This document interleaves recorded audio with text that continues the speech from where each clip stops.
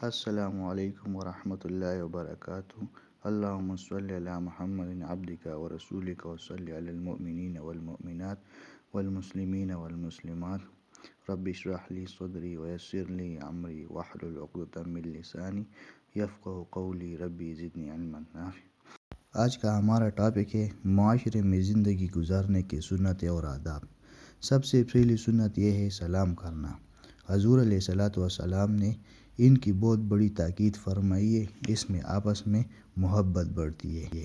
دوسری سنت یہ ہے ہر مسلمان کو سلام کرنا چاہیے، خواہ آپ اس کو پہچانتے ہو یا نہ پہچانتے ہو۔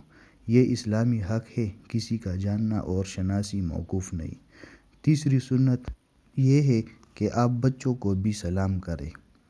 حدیث شریف کا مفہوم ہے کہ حضور پاک علیہ الصلوۃ والسلام کا گزر جب بچوں میں سے ہوا، آپ علیہ الصلوۃ والسلام نے ان کو سلام کیا، اس لیے بچوں کو بھی سلام کرنا درست ہے۔ سلام کرنے کا مسنون طریقہ یہ ہے کہ السلام علیکم کہے، یا سر سے سلام کرنا یا انگلی کے اشارے سے سلام کرنا یا سلام کا جواب دینا سنت کے خلاف ہے۔ اگر کوئی شخص دور ہو تو زبان اور ہاتھ یا دونوں ہاتھوں سے سلام کرے۔ چوتھی سنت کسی مسلمان بھائی سے ملاقات ہو تو لفظ سلام کے ساتھ مصافحہ کرنا بھی سنت ہے۔ عورت سے مصافحہ کر سکتی ہے۔ پانچویں سنت کسی مجلس میں جائے، جہاں موقع ملے اور جہاں جگہ ملے بیٹھ جاؤ۔ کسی دوسرے کو اٹھا کر خود بیٹھ جانا گناہ کی بات ہے اور مکروہ ہے۔ چھٹی سنت اگر کوئی شخص آپ سے ملنے آئے تو آپ اپنی جگہ سے کھسک جائیں، مجلس میں گنجائش ہو یا نہ ہو، اس میں آنے والے کا اکرام ہوگا۔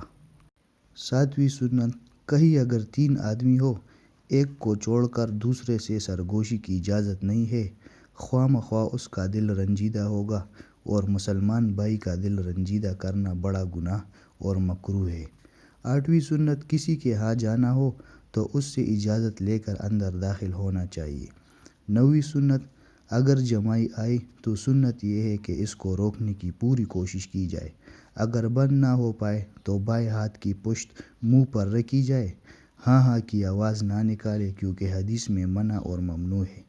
10ویں سنت اگر کسی کا اچھا سا نام سنو تو اس سے مقصود نیک فعل سمجھنا سنت ہے، اور اس سے خوش ہونا بھی سنت ہے۔ بد فعلی لانے کو سخت منع فرمایا ہے۔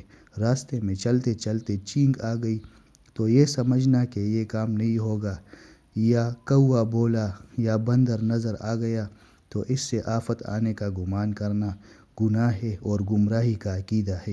اسی طرح کسی کو منحوس سمجھنا بڑا گناہ ہے۔ سنت پر عمل کرنے سے بندہ اللہ جل شانہ کا محبوب بن جاتا ہے۔ اللہ تعالی ہم سب کو سنت پر عمل کرنے کی توفیق عطا فرمائے، اور یہ باتیں تمام دوست احباب تک پہنچانے کی توفیق عطا فرمائے۔